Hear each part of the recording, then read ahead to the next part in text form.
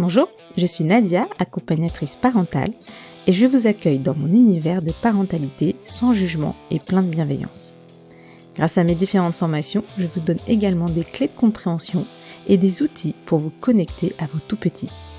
Bienvenue dans ce podcast, bienvenue dans Grands Défis et Tout-Petits.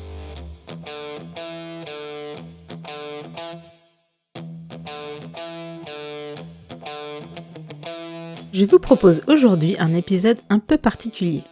Vous le savez, j'ai à cœur de vous aider par tous les moyens. Témoignages de parents, mes accompagnements, mais aussi la présentation d'une toute nouvelle application sortie cet été, les 1000 premiers jours, dont la vocation est d'aider les parents.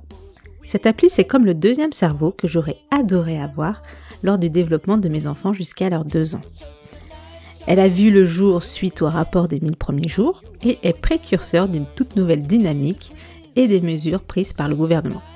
Pour présenter tout cela et creuser les questions, je reçois Love Andrieux, qui travaille au ministère des Solidarités et de la Santé, mais aussi Lorraine Tron, chargée de communication sur l'application 1000 premiers jours. Très bonne écoute. Vous pouvez commencer par vous présenter à chacune de votre tour. Alors, merci Nadia, merci pour cette invitation. Alors, on est content de parler des 1000 premiers jours. Moi, je m'appelle Love Andrieux. Je travaille au ministère des Solidarités et de la Santé. Et habituellement, entre guillemets, mon poste, c'est chargé de mission soutien à la parentalité et gouvernance des services aux familles. Ce qui veut dire concrètement qu'en fait, je m'occupe au niveau national d'accompagner tous nos partenaires sur la politique publique autour de la famille, en lien très étroit avec la Caisse nationale des allocations familiales, mais aussi l'ensemble des partenaires interministériels et puis des associations. Et puis, nous, on suit de façon plus globale tout ce qui est lié à la réglementation autour des services aux familles. Et puis, dans le cadre des 1000 premiers jours, j'ai été nommée suite à la remise du rapport des 1000 premiers jours à Adrien Taquet sur l'application. Donc, je suis chef de projet sur l'application depuis 2020 et encore pour un certain temps, le temps que celle-ci puisse être appropriée par l'ensemble des parents. Super, d'accord. Et toi, Lorraine ? Alors, merci encore de nous avoir invités et ça va être beaucoup plus court pour moi. Donc, je suis chargée de communication et du développement de l'application 1000 premiers jours. Donc, je suis vraiment uniquement sur le projet de l'application 1000 premiers jours. D'accord. Tu me parlais d'une start-up. Vous avez monté une start-up pour lancer l'application parce que pour quelle raison ça pouvait pas se faire directement du ministère ?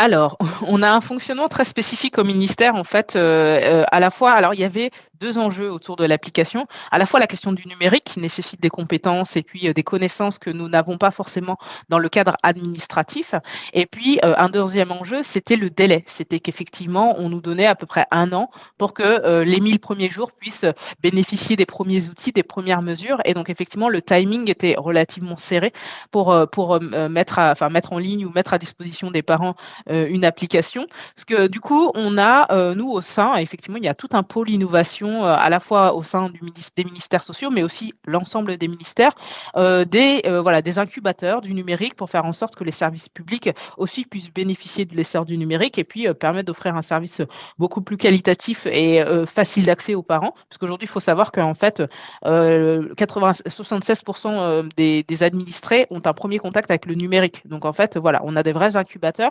Et en fait, on s'est dit, pour mener à bien ce projet dans le délai qui nous était imparti, il nous paraissait nécessaire d'avoir une équipe dédiée à ça. Donc moi, j'ai été nommée chef de projet à 100% sur ce projet-là. Et en fait, on a nommé des compétences spécifiques. Donc on a une designer, on en a eu 2 à un moment donné. On a des développeurs, on a une équipe, on est autour d'une équipe de 14 personnes avec un designer, on a 2 product owners et puis un product manager. Donc c'est 2 personnes qui sont un petit peu mes adjoints et qui suivent un certain nombre de services. Et puis on a un product manager qui va suivre la globalité des services qu'on va proposer, des développeurs, une chargée de communication. Donc vraiment toute une équipe dédiée et en mode start-up avec des méthodologies qui ne sont pas celles qu'on a l'habitude d'appliquer dans l'administration, puisque en fait on place au centre de notre outil le besoin utilisateur, donc des parents, en lien bien sûr avec les enjeux de santé publique, mais c'est vraiment qu'on va essayer d'analyser et de répondre à un besoin concret des parents. Donc, ce qui fait que l'avancement en fait de l'application est assez rapide puisque en fait, on fait vraiment du test and learn et le but, c'est que vraiment l'application, elle soit et du début jusqu'à la fin, que ça soit en fait une application qui appartienne aux parents et qui puisse en fait la faire évoluer au fil du temps et vraiment en fait qu'on puisse, nous, on travaille vraiment avec l'équipe et Love sur prioriser en fait les évolutions en fonction des demandes des utilisateurs. Donc c'est hyper important parce que pour nous, on travaille beaucoup avec donc le ministère, mais aussi avec beaucoup les parents et avec des ateliers et on les incite à vraiment donner des retours et surtout des améliorations pour qu'elles soient toujours actualisées et toujours améliorées. D'accord. Ouais, j'ai vu sur Instagram que vous proposiez des questions sur le thème d'un article à rajouter. Enfin, je trouvais ça vraiment super. Et effectivement, ça, vous donnez la parole aux parents, quoi. C'est super intéressant. Je vais vous laisser présenter l'application. Alors, donc pour présenter un peu l'application, et il y a des petites phrases qui sont liées à chaque fois. Elle repose sur 4 services aujourd'hui. 4 services qui répondent vraiment à des besoins des parents, puisqu'on a eu toute une phase d'investigation qui a commencé en novembre 2020 et qui a duré à peu près 6 mois et qui nous a permis d'aller à la rencontre de 5000 parents via des questionnaires, mais aussi à peu près une centaine d'interviews qualitatives, c'est-à-dire vraiment avec des parents et des professionnels aussi, parce qu'ils font partie aussi de l'entourage des parents, pour identifier un peu quelles étaient ces fonctionnalités et qui permettaient de répondre aux besoins. Donc la première fonctionnalité, nous on appelle ça le socle, le parcours 1000 jours. C'est vraiment le parcours que le parent va cheminer, va faire tout au long de la parentalité et qui suit un peu les étapes de développement de l'enfant. Donc du projet de parentalité, vraiment quand on se pose la question, j'ai envie de devenir parent, en fait, comment je m'y prends, entre guillemets, sans les aspects techniques, mais vraiment quelles sont les démarches que je dois faire, quelles questions je dois me poser, jusqu'aux 2 ans de l'enfant, puisque ça correspond, selon les critères de l'OMS, à cette fenêtre du développement humain qui est considérable, puisque pendant ces 2 années, 3 années, l'enfant, l'être humain grandit de manière vraiment formidable. C'est la plus grande croissance qu'il va rencontrer dans toute sa vie et durant lesquelles les développements sont hyper importants et il y a des périodes qui sont fondamentales. Et l'idée, c'était vraiment pendant ces périodes-là de découper le parcours en 8 étapes: projet parentalité, conception, début de grossesse, suite et fin de grossesse, ensuite les premiers mois, les 3 premiers mois qui sont fondamentaux. Pardon, puis ensuite de 4 à 12 et de 12 à 24, même si on va un petit peu plus loin, puisqu'on va jusqu'à l'entrée en fait dans la scolarité, puisque aujourd'hui l'école est obligatoire à partir de 3 ans. Et en fait, vraiment, voilà, de découper pour et aussi répondre à un besoin, c'est-à-dire que les parents avaient énormément d'informations et souvent pas à la bonne période. C'est-à-dire qu'effectivement, on avait beaucoup d'informations, tout nous arrivait en même temps, alors qu'on n'avait pas le temps de digérer, et puis c'était pas forcément le stade à laquelle on en était. Donc l'idée, c'était vraiment de se dire, on va caler des articles vraiment spécifiques à chaque période. Comme ça, les parents, au bon moment, voilà, ils ont la bonne information, et puis au fur et à mesure, ils vont aller rencontrer l'information, trouver l'information qui correspond au stade à laquelle ils sont. Ça, c'est vraiment le socle, la base, vraiment qui permet vraiment de se dire que les parents vont tomber sur des articles basés sur les dernières connaissances scientifiques en termes de développement, mais aussi d'accompagnement à la parentalité, avec l'information disséminée au bon moment. Ensuite, il y avait une deuxième étape qui est un peu commune à l'ensemble des applications, c'est la charge mentale. Effectivement, pendant cette période, on a énormément de rendez-vous, à la fois pour soi, mais aussi durant la grossesse, en termes de démarches administratives, mais aussi pour les enfants, parce qu'il y a beaucoup de démarches à la fois en santé, mais aussi administratives. Et l'idée, c'était vraiment d'avoir un calendrier, tout simplement, de se dire, bon, voilà, aujourd'hui, qu'est-ce qui va se passer? Puis il y a des parents qui rentrent dans une première parentalité, qui n'ont pas toutes ces infos aussi et qui vont rater des rendez-vous fondamentaux. Et donc, vraiment, l'idée, c'est aussi, en termes de prévention, de permettre aux parents de se dire, voilà, par exemple, l'entretien prénatal précoce est hyper important parce que ça permet aussi de poser le cadre de vie dans lequel on est, d'échanger avec un professionnel, d'identifier des risques et d'être mieux accompagné tout au long du parcours. Comme ça va être très important finalement de faire les séances de préparation à la naissance et de parentalité pour aussi se projeter et de se dire, voilà, je vais aussi dégager du temps pour le faire. Il y a des examens fondamentaux et puis il y a des étapes de la parentalité qui sont un peu plus sympas, où je vais préparer ma valise de maternité, où effectivement il faut que je commence à préparer la chambre de mon enfant. Et puis quand on arrive là où on aura vraiment le moins de temps, c'est quand les enfants arrivent, et là effectivement on a moins de temps. Et donc là, c'est vrai de rappeler et de faire des rappels, c'est très important. Donc il y a un système de notification dans le calendrier qui permet vraiment de rappeler aux parents que voilà, à J-7, l'événement va arriver, à J0, vous avez l'événement, et puis les parents pourront avoir une sorte de béquille en fait pour essayer d'avancer. Comme tu disais à juste titre, le deuxième cerveau. Et puis ensuite, on a un troisième service que je vais placer un petit peu avant, c'est la cartographie.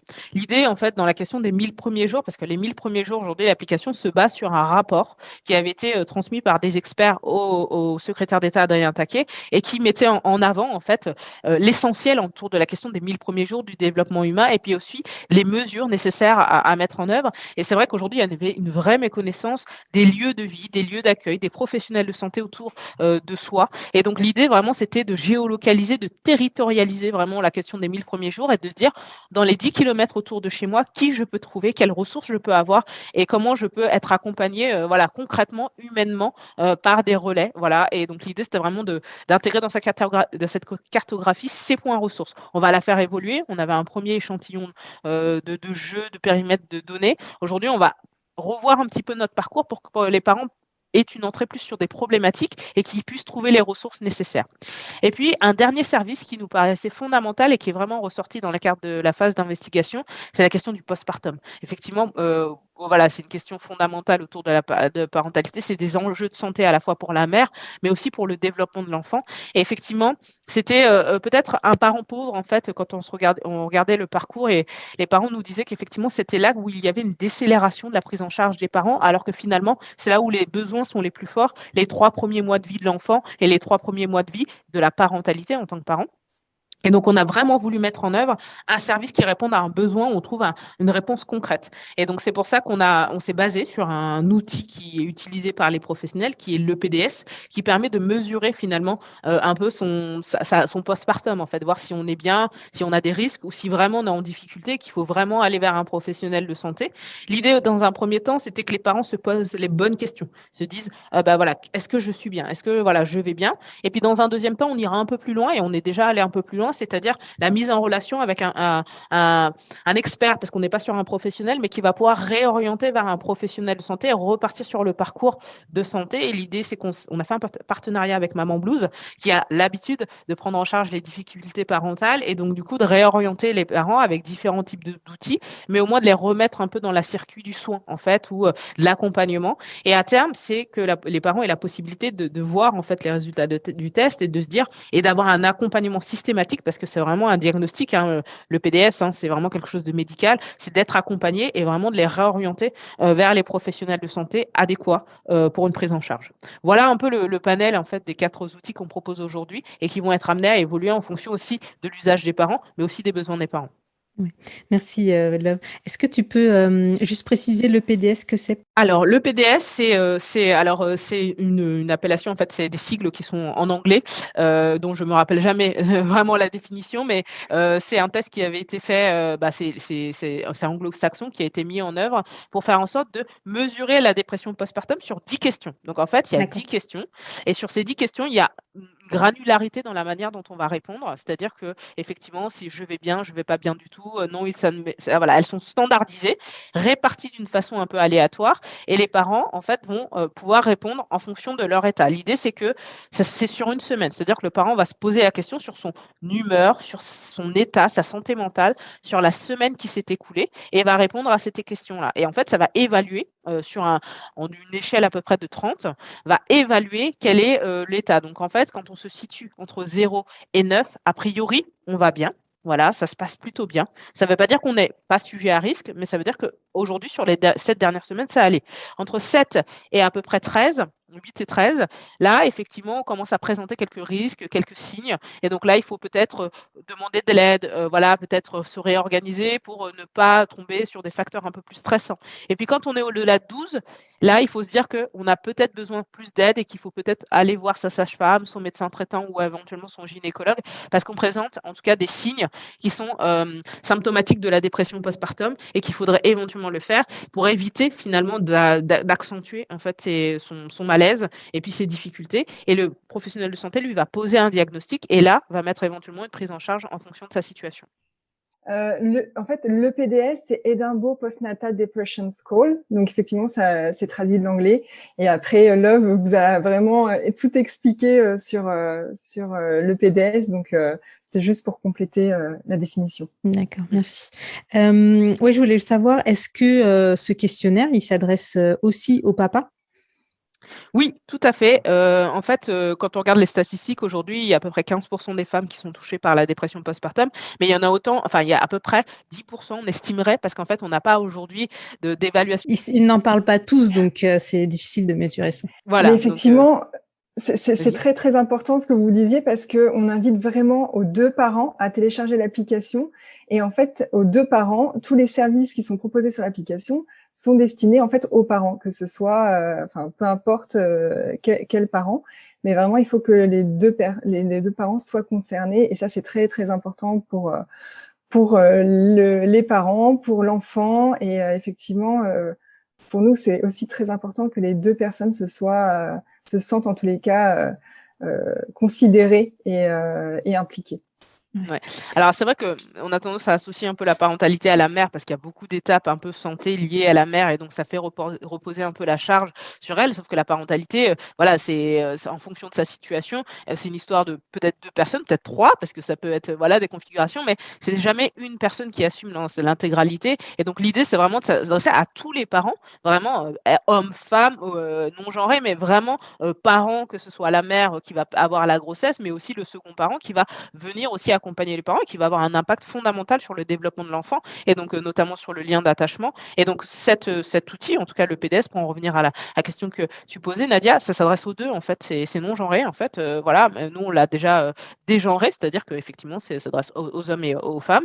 Et donc il n'y a pas de difficulté, tout le monde peut s'en saisir et ça mesure la dépression postpartum à la fois chez les hommes et chez les femmes. Le premier parent ou le second parent, on n'aime pas trop.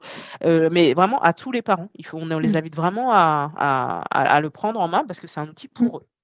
Non, c'est important de le dire parce que c'est pas très connu la dépression postnatale chez le papa justement. Donc le fait que ça puisse exister, mettre un questionnaire pour peut-être se dire est-ce qu'ils sont dedans ou pas, au moins ça leur permet de poser les bases, de savoir ce qu'ils ressentent en ce moment et de voir après par la suite s'ils ont besoin d'être accompagnés ou pas. Alors, je voulais revenir sur l'après. Donc, imaginons un parent fait le questionnaire, il a un score au-dessus de 12, donc là où tu as dit qu'il faut qu'il soit accompagné. Qu'est-ce qui se passe après? Est-ce qu'il est directement mis en relation avec un expert ou c'est à lui de faire la démarche d'aller voir un expert? Alors, dans l'application à ce stade aujourd'hui, on a mis en œuvre par palier parce qu'effectivement, il y avait une inquiétude comme c'est un outil de santé, l'important c'est vraiment qu'il y ait tout de suite un accompagnement d'un professionnel. Donc dans un premier temps, l'application a été conçue pour se poser les bonnes questions. On n'a pas divulgué le score. Vous verrez quand vous faites le test sur l'application, vous n'avez pas de score. Vous avez par contre des ressources. Ce qui n'existe pas par ailleurs, c'est que nous, on a réussi à recenser toutes les ressources qui peuvent être mobilisées quand on est en situation de dépression postpartum. C'est-à-dire, nous, on les a toutes identifiées. On a vraiment fait un travail de centralisation. L'idée aussi, c'est ça de l'application, c'est de centraliser l'information au même endroit. Et donc, les parents peuvent voir les différentes ressources. L'idée aussi, c'est d'être en termes de capacité d'agir.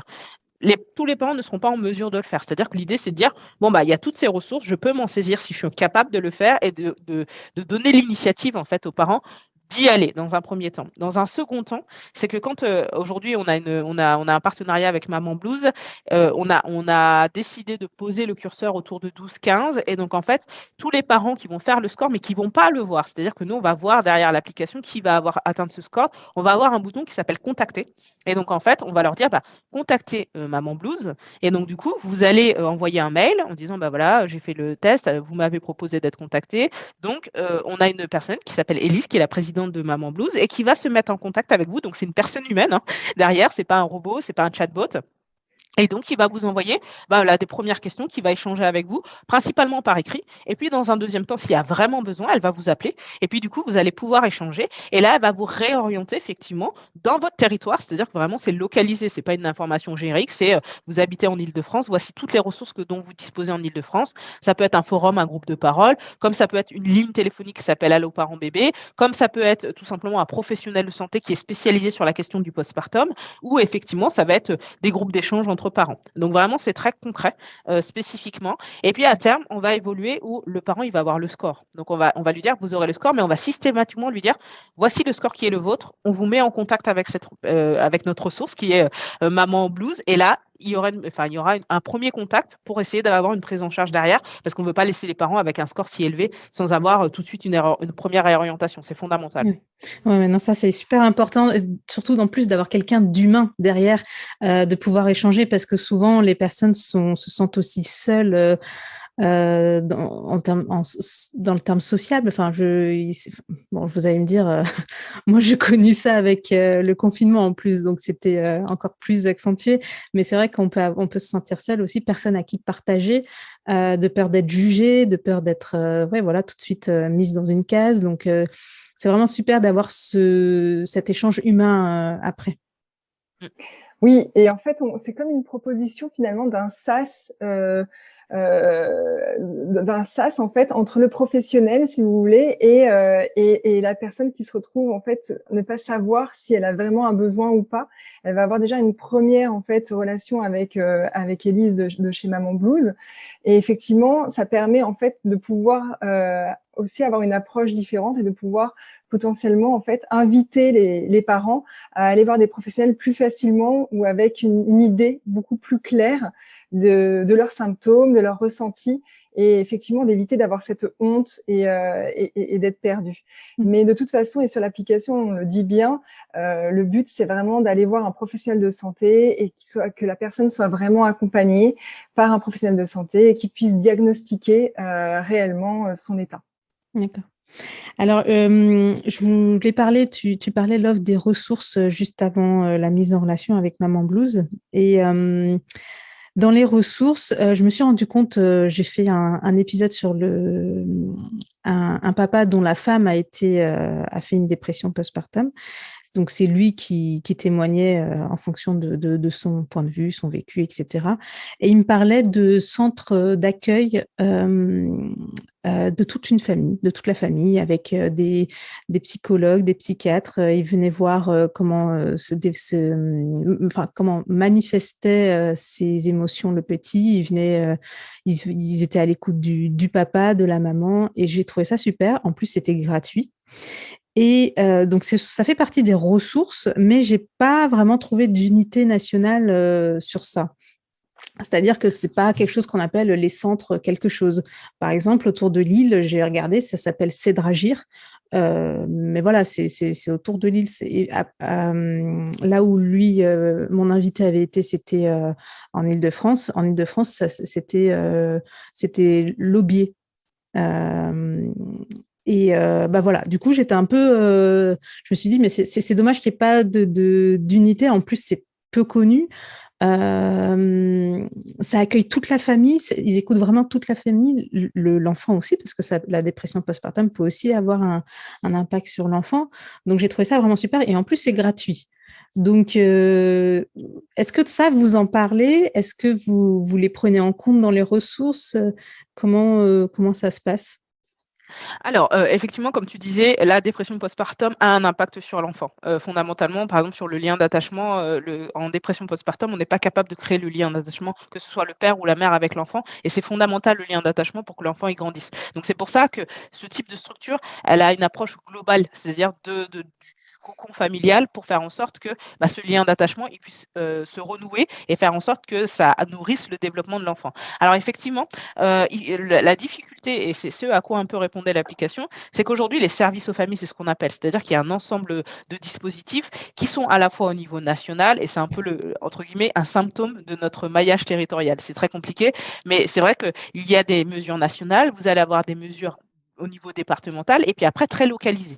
Et donc en fait, aujourd'hui, il n'y a pas d'uniformité entre les réponses qui sont apportées. Vous allez avoir une maternité qui va proposer ce type de structure quand une autre ne va pas le faire. C'est vrai qu'aujourd'hui, il y a une autonomie, mais c'est dans le cadre de la décentralisation, voilà, des départements, mais à la fois des communes, des collectivités territoriales pour proposer des réponses à l'ensemble des familles. Mais c'est vrai qu'aujourd'hui, au premier stade où on en est en termes de l'application, c'est des structures qu'on n'est pas capable de géolocaliser dans la mesure où elles sont éparses, donc elles vont pas être toutes les familles ne vont pas pouvoir y répondre de façon uniforme dans l'ensemble de la France.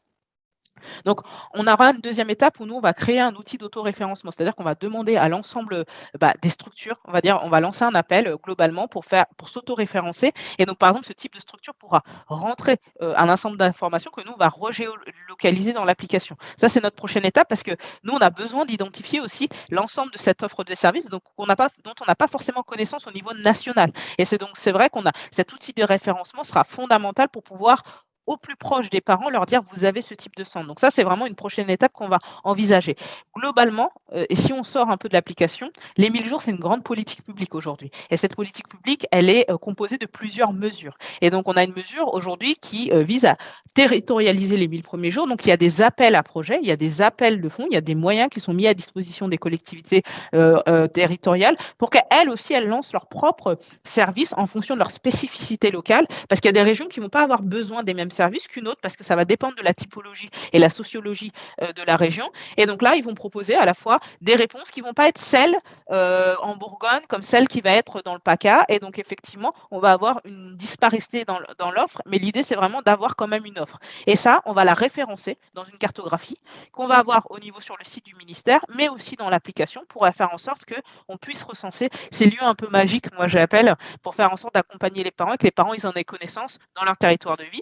Et les parents vont pouvoir rentrer leur code et leur code postal et donc avoir peut-être une information beaucoup plus fine sur tous les lieux auxquels ils peuvent se rapprocher, mais qui ne sera pas celle qu'on aura, je dis, dans le 75 ou en Outre-mer, qui ne sera pas du tout la même. Les professionnels, ils n'ont pas attendu qu'en fait on lance une politique publique dès 1000 premiers jours. Ils faisaient déjà des choses sur le terrain. Et en fait, des fois, ça ne se sait pas de la part des fois de gens qui sont autour de chez eux. En fait, ils savent même pas qu'ils ont un lieu de ressources en fait 1000 premiers jours, mais autour de la parentalité, de la périnatalité, de l'enfance. Et là, l'idée, c'est vraiment aujourd'hui de la rendre visible. En fait, vraiment de rendre la richesse de la France, c'est sa structure associative, ses structures de soins en santé, les initiatives des professionnels. Enfin, il y a une vraie richesse en termes de services aux familles qu'on aurait pouvoir faire. Alors, c'est soit on va à la pêche aux informations, ce qui est très complexe en termes de temps, soit effectivement on demande aux parents de enfin aux professionnels de s'autoréférencer. Après, là, il y aura une démarche un peu volontaire 1000 jours, c'est-à-dire qu'il y a des professionnels, et puis il y a des professionnels qui veulent s'inscrire un peu dans la question de l'accompagnement des parents, de la parentalité. Et l'idée, c'est vraiment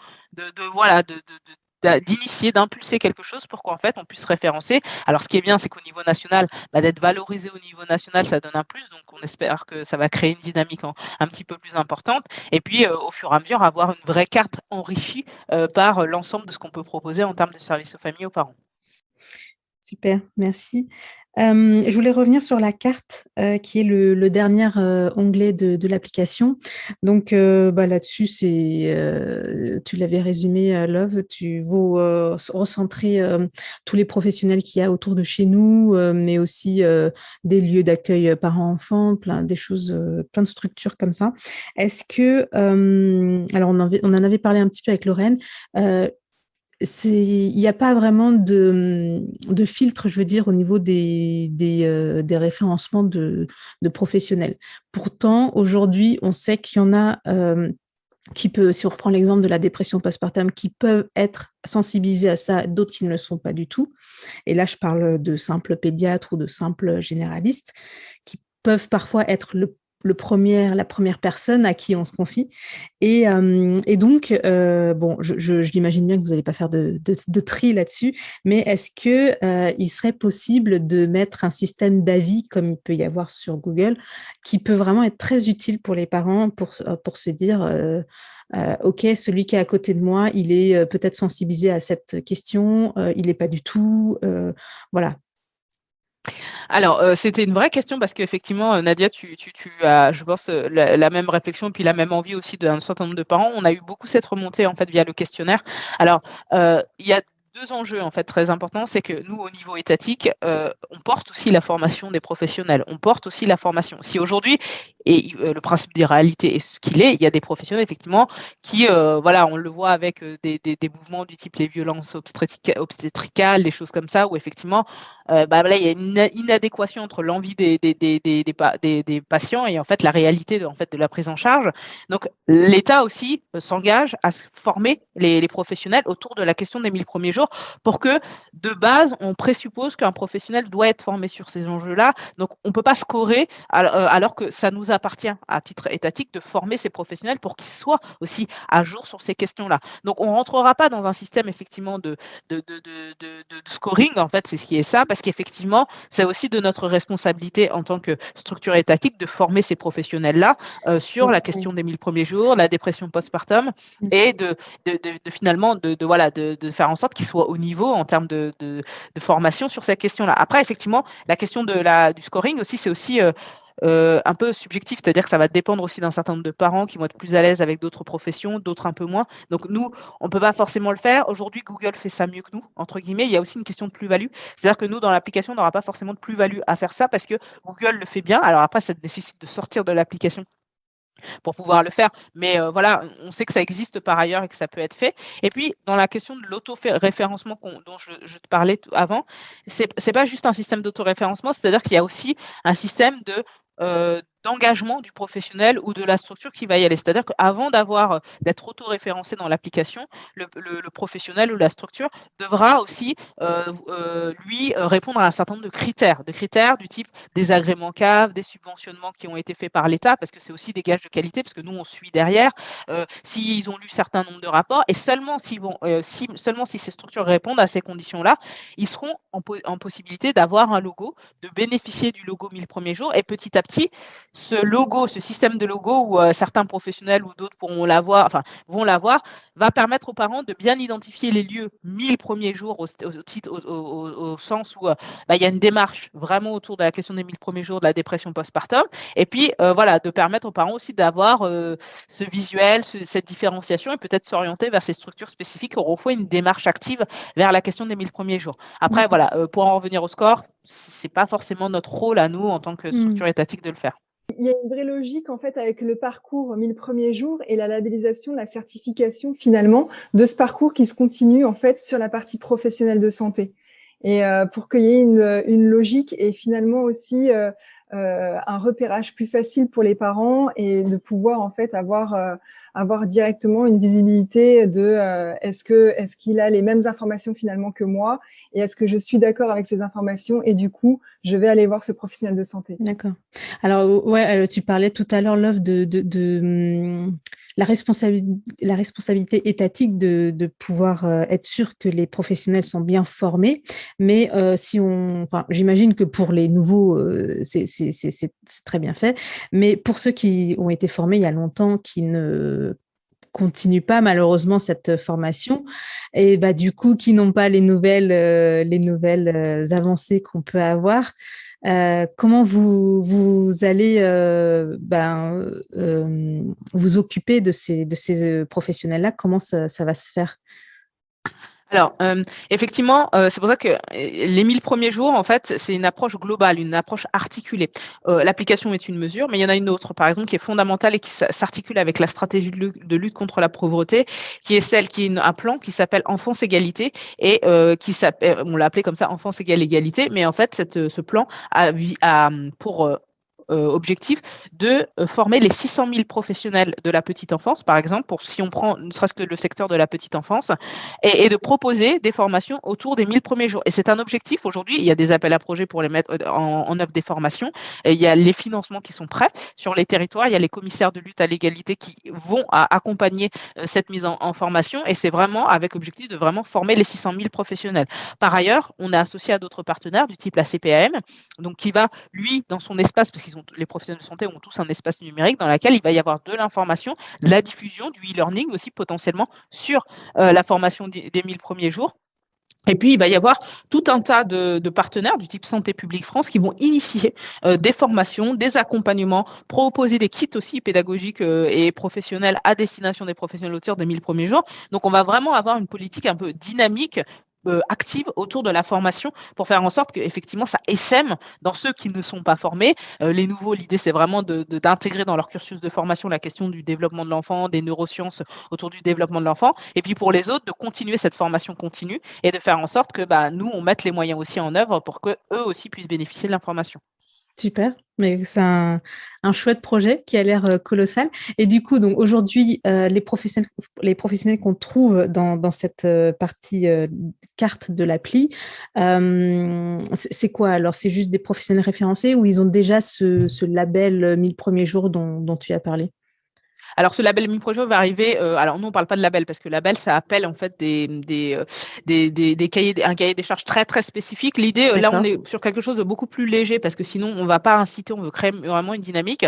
Donc Mhm. cet outil d'autoréférencement pour lequel il y a un certain nombre de critères auxquels il faut quand même, répondre, va être mis en place courant octobre-novembre. Donc là, vous allez voir une évolution de la cartographie avec ce nouveau référencement. Vous allez voir plein de points qui vont commencer à arriver et donc, et qui vont être. Alors, on va changer aussi notre approche, c'est-à-dire on va avoir une approche par problématique. Un parent veut avoir des éléments sur le burn-out parental. Nous, on va lui proposer les articles et on va lui proposer les professionnels qui sont affiliés. Donc, on va vraiment faire un lien. L'idée, c'est d'avoir une approche intégrée dans l'application pour que le parent, il ait une information de A à Z, c'est-à-dire de l'information générique sur la problématique avec les articles qui vont, l'information, et puis ensuite les événements auxquels il doit se rattacher, et puis ensuite les professionnels auxquels il peut se rattacher.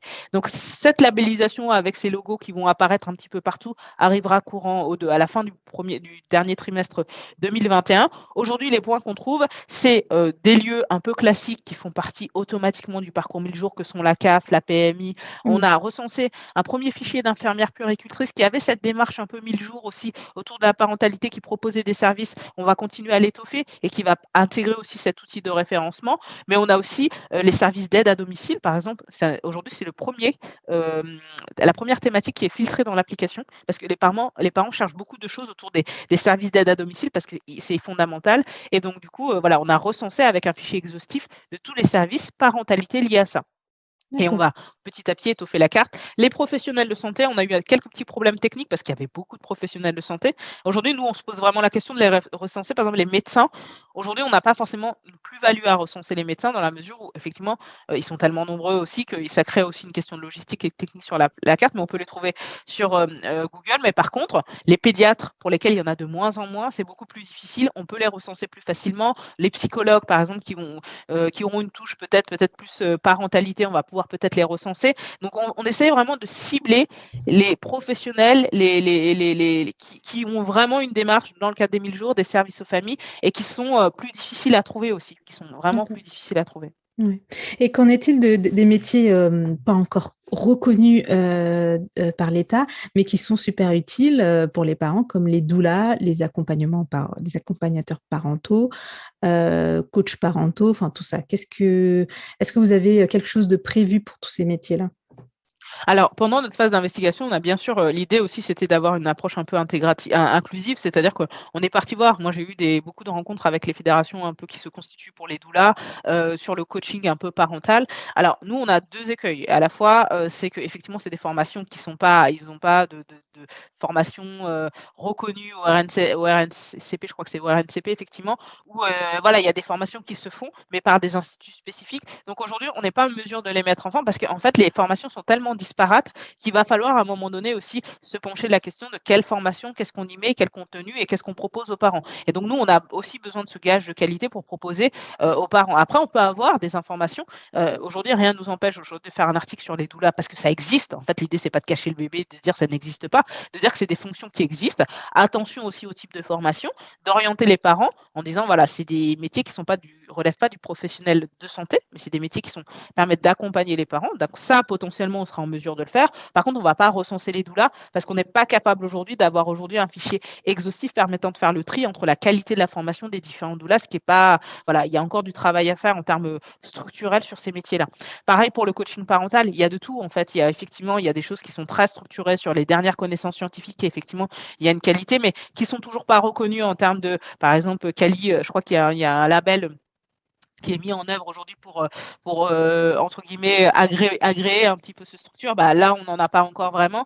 Donc, il y a des choses aussi, il faut aussi être conscient qu'il y a des choses qui se font dans le coaching parental qui aggravent la situation des parents parce que c'est pas fait en bonne et due forme. Donc, on est assez attentif et précautionneux en fait dans la manière dont on va amener ça. Mais à un moment donné, on se posera la question de comment on parle de ces sujets-là qui existent par ailleurs pour vraiment En fait, c'est baliser les parents pour être sûr qu'ils se tournent vers la bonne formation. Ça va être plutôt cette approche-là, plutôt que promouvoir un système dans lequel on n'est pas forcément, on n'a pas vraiment aujourd'hui fait le tri et on n'est pas en mesure de s'assurer qu'il y a un réel impact pédagogique finalement sur les parents et pour les enfants.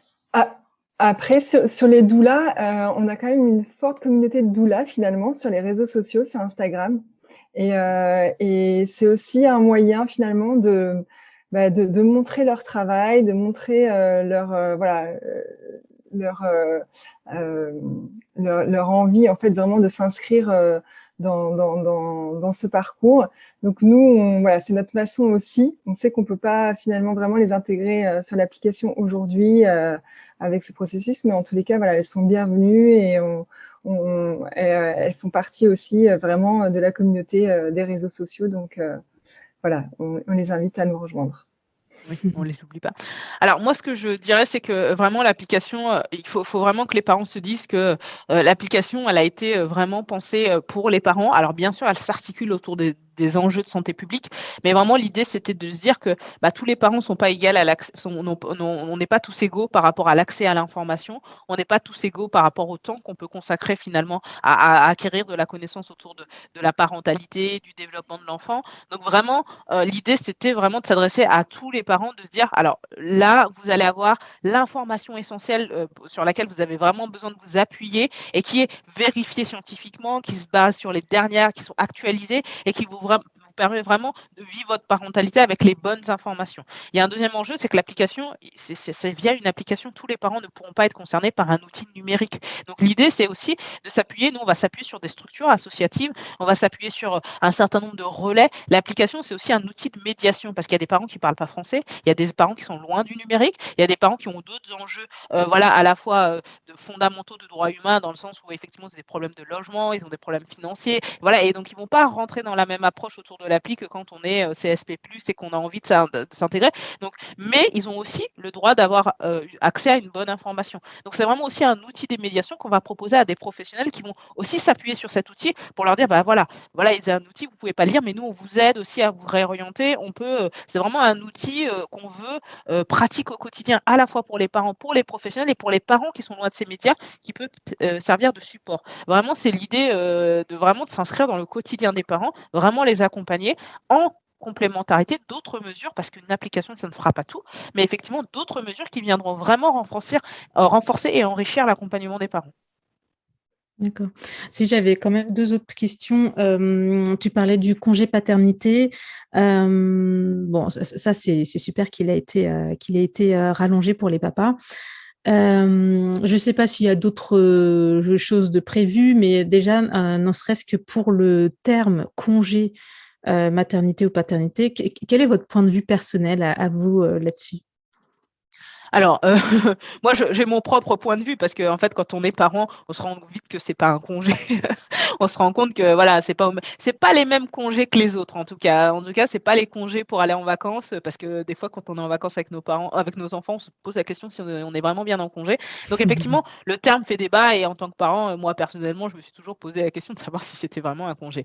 C'est un temps, c'est vraiment et aujourd'hui, on l'a appelé comme ça parce qu'en termes, des fois, il y a des facilités de terminologie, mais en fait, nous, par exemple, quand on en parle dans l'application, c'est un temps dédié nécessaire et essentiel pour accompagner son enfant dans l'éducation, pour créer ce lien d'attachement, pour découvrir son enfant. C'est un temps dédié à ça. C'est vraiment. Alors aujourd'hui, on l'appelle de façon sommaire le congé. Effectivement, des fois, la terminologie compte parce qu'on a l'impression qu'on va en vacances, mais non, on va du tout découvrir son enfant, créer une relation. Donc effectivement, c'est un temps dédié. Moi, personnellement, c'est vrai que le terme n'est pas forcément le plus adéquat. Après, aujourd'hui, on est quand même obligé de poser un terme dessus qui permet de se dire, c'est un temps où on dit stop, on s'arrête et on s'occupe de son enfant parce qu'on rentre dans quelque chose d'autre, on vit une séquence de sa vie qui est autre et on a besoin de consacrer du temps à son enfant, à sa famille, à retrouver un équilibre parce que forcément, on accueille quelqu'un qui va déséquilibrer les choses et puis recréer son identité en tant que parent parce que forcément, on évolue. Et donc, l'idée, c'est vraiment aussi de cet accompagnement et ce temps dédié à cette parentalité pendant les 1000 premiers jours. Donc oui, congé, je suis d'accord, c'est très réducteur et c'est pas du tout caractéristique de ce qu'on va vivre en termes de parentalité. C'est illusoire. Voilà. Oui, mais en même temps, cette période est essentielle et très importante. Et d'ailleurs, on en parle sur l'application.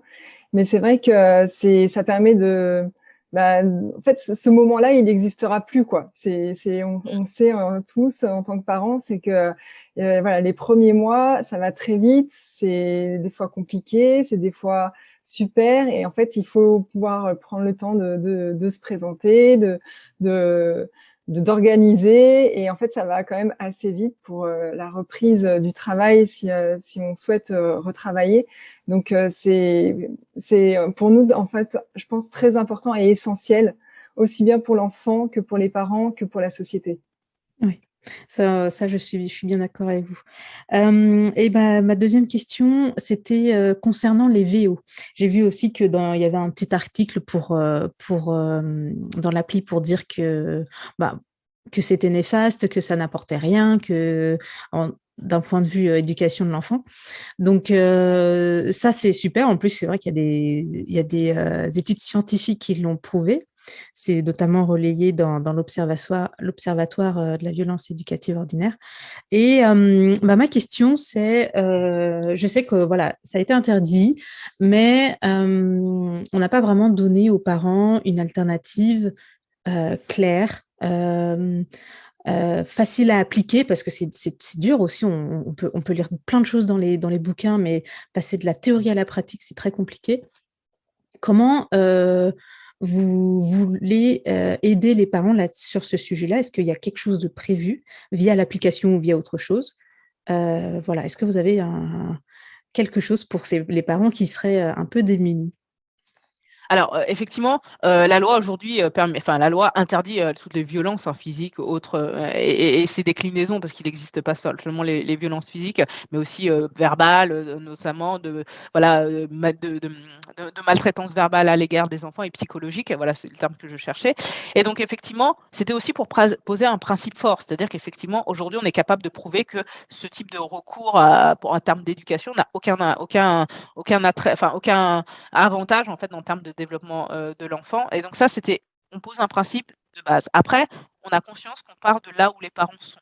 Donc par exemple, sur le site Santé publique France, qui s'appelle maintenant Agir sur bébé, mais qui s'appelle désormais 1000 premiers jours, il y a aussi, ça s'articule avec un certain nombre de choses dont on n'avait pas connaissance. C'est-à-dire la capacité aussi des adultes à gérer leurs émotions. C'est-à-dire gérer ses propres émotions permet aussi, par exemple, quand l'enfant rencontre des difficultés, de mieux comprendre aussi comment les enfants vivent leurs émotions. Apprendre aussi aux enfants à gérer leurs émotions. Se dire qu'en fait, se détourner du regard des autres, parce que s'il y a une pression aussi, entre guillemets, sociale, de dire: «Mon enfant, il se comporte pas bien, il faut que j'agisse», et donc souvent le recours à la violence, l'autoritarisme fait que les parents le font pas. Donc en fait, on commence à aujourd'hui mettre en avant aussi un certain nombre de compréhension du développement à la fois humain pour l'adulte, mais pour l'enfant, pour se dire: «Bah, voilà pourquoi cet enfant, réagit comme ça, voilà pourquoi l'adulte réagit comme ça, et si vous réussissez ne serait-ce que gérer vos propres émotions, prendre du répit nécessaire dont vous avez besoin, parce que si vous travaillez entre guillemets toute la semaine, que vous avez 3 enfants à gérer, que vous avez une entreprise à monter, eh ben forcément vous ne serez pas en disposition pour gérer vos enfants, et que la colère, c'est normal, vous pouvez vous mettre en colère. Par contre, la violence, ça ne va pas vous aider dans la situation. Et donc vraiment, c'est d'apporter ces clés de compréhension aux parents pour se dire, ben voilà, il faut aussi un état dans lequel vous allez pouvoir éduquer de façon apaisée votre enfant.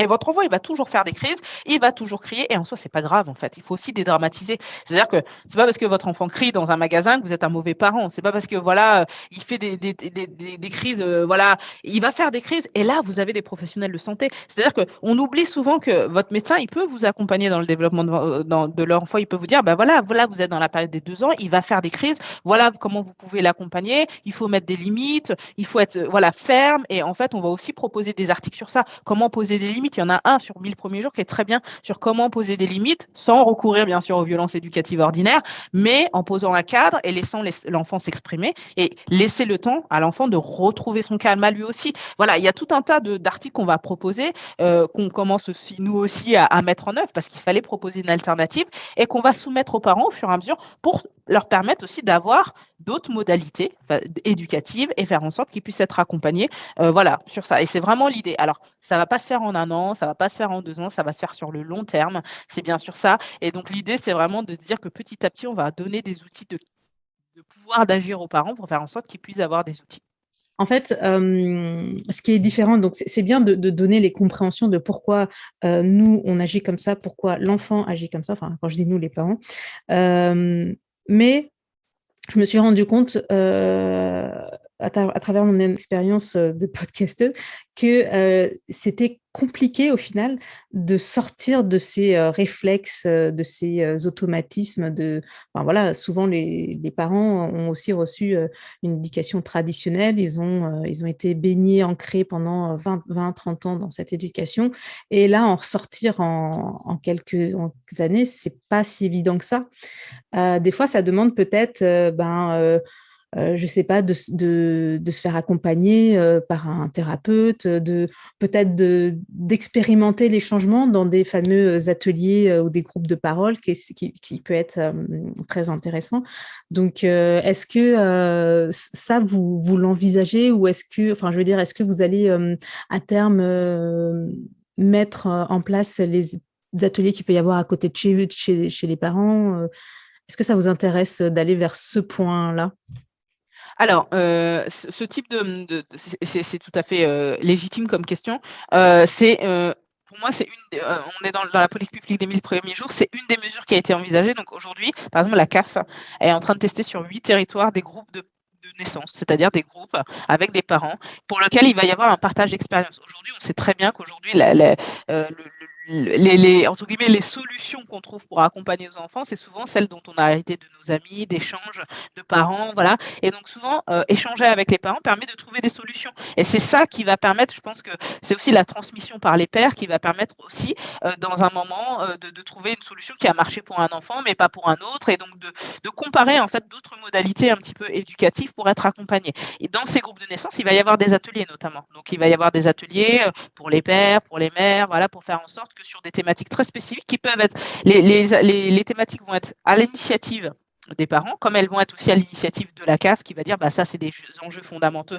Par exemple, comment éviter le bébé secoué. Bah voilà, dans la pratique, on va leur faire des ateliers en disant bah voilà à quel moment on arrive dans cette situation. Et donc le faire, enfin entre guillemets arriver, créer une situation pour voir dans quel moment on arrive, ça va permettre au mieux de déclencher en fait peut-être les clés de compréhension en disant bah voilà, si j'arrive à ça, je suis capable de trouver les réflexes pour m'arrêter. Et donc ça, vraiment, c'est une mesure entre guillemets 1000 jours qui va venir compléter effectivement ce qu'on dit, c'est-à-dire un outil numérique qui aura ses limites. C'est-à-dire que nous, on va être beaucoup aussi dans la théorie, c'est de l'écrit finalement. On met aussi des vidéos quand même dans l'application pour essayer de concret, pour faire en sorte que les parents puissent voir des choses, par exemple des ateliers pour les pères. On a à terme pouvoir en filmer, les intégrer dans l'application et dire bah voilà comment ça se passe un atelier, voilà comment on fait pour changer les couches d'un enfant, tout simplement quand on l'a jamais fait, c'est un peu basique mais c'est nécessaire, voilà.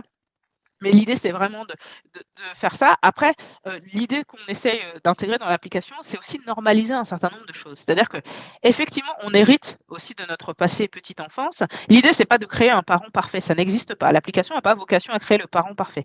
Par contre, de partir de là où on est, peu importe là où on est, il y a pas, voilà, on part avec ce qu'on a et c'est la vie. Et après, de se dire, bah, comment je fais un pas en avant pour petit à petit évoluer dans ma parentalité pour devenir le parent que je souhaiterais. Tous les parents souhaitent que leur enfant aille bien. Enfin, nous, on fait confiance aux parents. 99% des parents veulent faire des choses bien, veulent bien mettre en place. Et à 90-15%, ils ont les clés qui permettent de débloquer la situation, d'aller de l'avant. Et après, il y a certaines pratiques auxquelles il ne faut pas avoir recours parce que ça va avoir un impact négatif. Et c'est ça vers lesquelles moi, je crois vraiment que quand on est capable de faire comprendre quelque chose aux parents, il y a une réflexion derrière qui se fait. Enfin, moi, à titre personnel, j'ai beaucoup évolué entre ma première fille aujourd'hui qui a 5 ans et mon fils qui a 2 ans, où on n'a pas du tout la même méthodologie parce que c'est pas le même enfant. Et voilà, et effectivement, il y a des choses qu'on faisait, on se disait mais ça c'est néfaste pour mon enfant et j'en ai bien conscience et on essaye au quotidien et c'est en testant qu'on y arrive. Voilà, mon fils il crie, bah, je vais compter jusqu'à 10 pour pas lui crier dessus. Je dis bon 1, 2, 3, c'est une émotion, ça va me passer et peut-être que si et au bout de 10 et c'est vrai qu'au bout de 10 secondes des fois ça passe. L'enfant a arrêté de crier, il s'est calmé et on n'a pas eu besoin de crier et c'est comme ça qu'on fait au fur et à mesure et demain ça sera peut-être que demain je vais recrier parce que je serai dans une situation mais au moins je sais que ça a marché et c'est comme ça en testant qu'on va petit à petit. Donc on veut vraiment pas créer le livret du parent parfait, c'est le parent qu'on souhaite devenir, on part d'où on est pour arriver là où on veut aller. Et donc au fur et à mesure, nous on donne des clés et on va essayer au fur et à mesure dans le cadre des 1000 premiers jours et dans la politique plus globale, de donner des vrais outils où les parents peuvent in situ eux-mêmes tester, voir ce que ça donne pour pouvoir aller là où ils souhaitent aller. Ok. Super. Écoute, je vous remercie toutes les deux, Love Merci, et Nadia. Lorraine. Merci de nous avoir invités surtout, mais c'est très gentil. On est content de parler de l'appli. Et par ailleurs, l'appli, ça peut paraître de temps en temps un peu trop abstrait et on sera présent au Salon Baby à Porte de la Villette au mois d'octobre. Donc, si vous voulez nous rencontrer et poser des questions et vous accompagner à télécharger l'application, n'hésitez pas à venir sur le stand. Super. Tout à fait. Merci Lorraine. Merci beaucoup à toutes les deux. Merci Nadia. Merci, au revoir. Nadia. Et puis à bientôt. À bientôt. Merci à chacune d'avoir consacré du temps pour présenter toute la démarche et le projet derrière cette application dans mon podcast. Que vous soyez mère, père ou toute personne ayant un projet de conception, je vous invite vraiment à télécharger cette application très utile et qui évoluera selon vos demandes. Et ça, c'est vraiment important, car les principes et structures ne sont jamais figés dans le monde de la parentalité. Si vous voulez m'aider, un commentaire et une note 5 étoiles fait toujours plaisir et est toujours aussi utile pour ma visibilité parmi tous les chouettes podcasts qui existent déjà. Merci pour votre fidélité et à très vite.